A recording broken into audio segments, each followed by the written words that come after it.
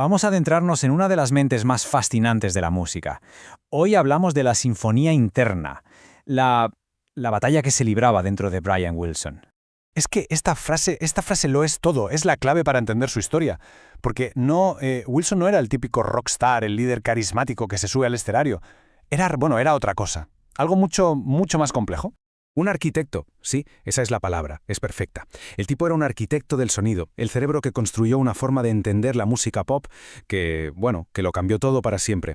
Pero ojo, que esta no es solo una historia sobre música, es la historia del precio, del enorme precio que pagó por construir esa catedral sonora. Vale, pues para entender lo que creó, tenemos que meternos dentro de su cabeza. ¿Cómo funcionaba la mente de este arquitecto del sonido? Y aquí está la clave de todo. La dualidad que lo define. Por un lado tenías al genio puro, o sea, el tipo era capaz de oír sinfonías enteras, con todos sus arreglos, antes de que existieran. Pero, por el otro lado estaba el tormento. Escuchaba voces que para él eran 100% reales, pero que nadie, absolutamente nadie más, podía oír. Y no era una cosa o la otra, no. Eran las dos sonando a la vez dentro de su cabeza. Una locura. Es que intentemos imaginarlo por un momento, convivir con eso, desde que eres un crío, y no contárselo a nadie, guardártelo para ti. Esa mezcla de música celestial y de ruido infernal era una batalla que estaba librando él solo, en completo silencio. Claro, era cuestión de tiempo que toda esa guerra interna explotara de alguna forma, y lo hizo. Se canalizó a través de su música, convirtiéndose en una obsesión, pero una obsesión enfermiza por la perfección. Y el momento clave es la grabación de Pet Sounds, su gran obra maestra. Durante esos meses, esa necesidad de sacar el sonido exacto que tenía en la cabeza, se convirtió, en su única realidad. El mundo exterior dejó de existir. Solo era eso. Su método era un bucle infinito, una tortura. A ver, componía melodías que eran de otro mundo. Luego las grababa con los mejores músicos de sesión que existían. Pero siempre había un pero. Nunca sonaban exactamente como él las oía en su cabeza. Así que, ¿qué tocaba? Pues vuelta a empezar, grabar, repetir y otra vez. Hasta que esa búsqueda se convirtió en una obsesión pura y dura. Es que la soledad debía ser brutal. Pensemos en esto. Estás en una sala rodeado de los mejores músicos del planeta. Y eres el único que sabe cómo tiene que sonar eso al final. Él era el único que oía la canción terminada. Los demás solo tocaban unas notas en un papel, seguían un mapa que en el fondo no entendían del todo. Después de tocar el cielo con Pet Sounds, lo lógico habría sido parar un poco, ¿no? Pues no.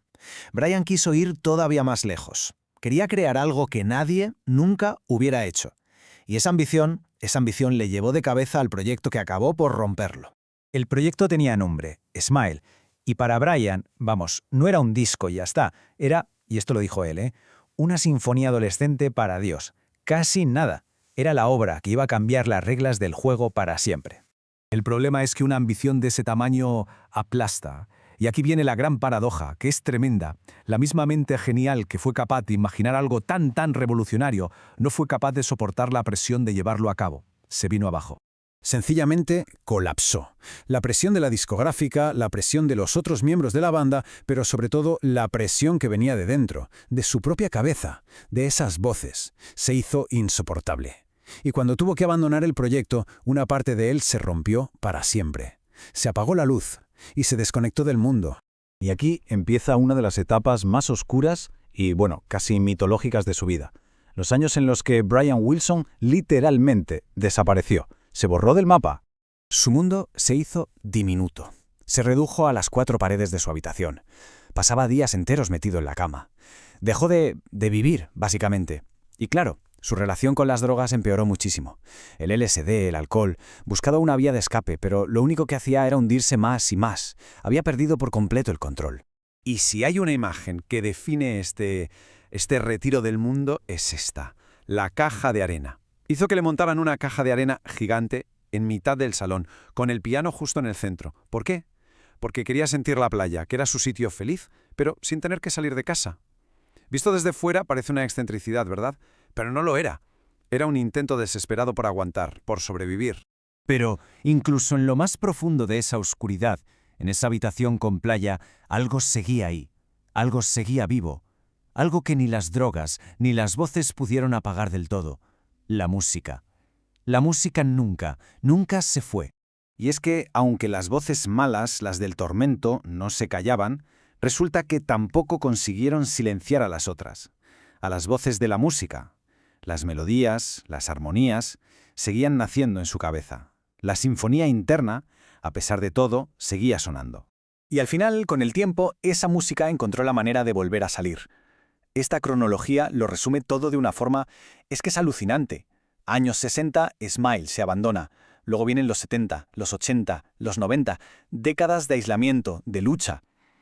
Y de repente, en 2004, casi 40 años después, vuelve al estudio y lo termina. Cierra el círculo. Terminar ese disco fue mucho más que un simple regreso. Fue un acto de liberación, de sanación. Fue como cerrar por fin una herida que llevaba abierta media vida. Y toda esta historia, todo este viaje, al final nos lleva a una conclusión. Al verdadero corazón de su vida. La batalla que este hombre libró no fue contra el mundo, sino contra su propia mente. Al final, la historia de Brian Wilson nos enseña algo muy potente sobre lo que significa ser un genio, y es que, a veces, los creadores más grandes, Su verdadera guerra no es contra la industria musical, ni contra la crítica, ni contra el mundo. luchan contra sí mismos. Su genialidad y sus demonios venían exactamente del mismo sitio, de dentro de su cabeza.